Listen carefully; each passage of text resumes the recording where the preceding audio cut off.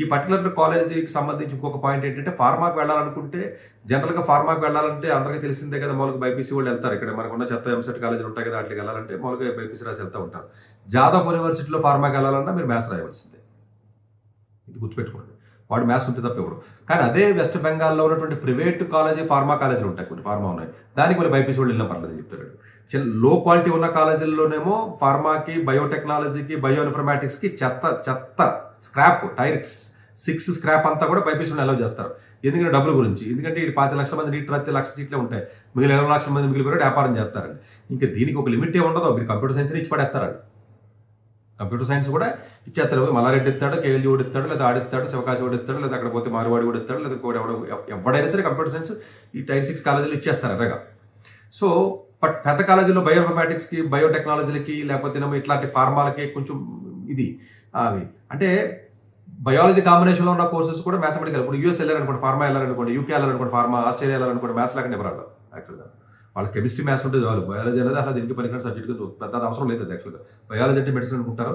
అది మీకు ఎన్నిసార్లు చెప్పినా అర్థం అవ్వదన్న విషయం నాకు క్లారిటీ ఉంది. మీకు అర్థం అవుతుంది అనుకోవట్లేదు, మీకు బ్రెయిన్ ఉంటుంది, అర్థం అవుతుంది ఎప్పుడు అనుకోలేదు, ఎప్పుడు అనుకోకూడదు. ఎవడో ఒకళ్ళు ఇద్దరికైనా కనీసం ఏదైనా కొంచెం అవగాహన ఉన్నవాడు కొంచెం ట్రస్ట్ మీద అది కూడా అర్థం అవుతావు. సతీష్ గారు చెప్పారు కాబట్టి నమ్మకం మీద కరెక్ట్ అయి ఉంటుందని అనుకున్నవాడు ఒకళ్ళిద్దరు ఉంటారు కాబట్టి వాళ్ళిద్దరు గురించి చెప్పడం అంతే.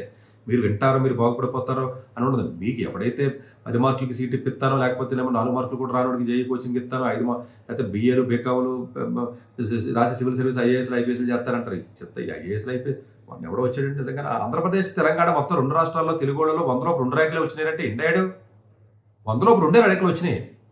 ఇది ఎండవు అసలు ఎక్కదానికి.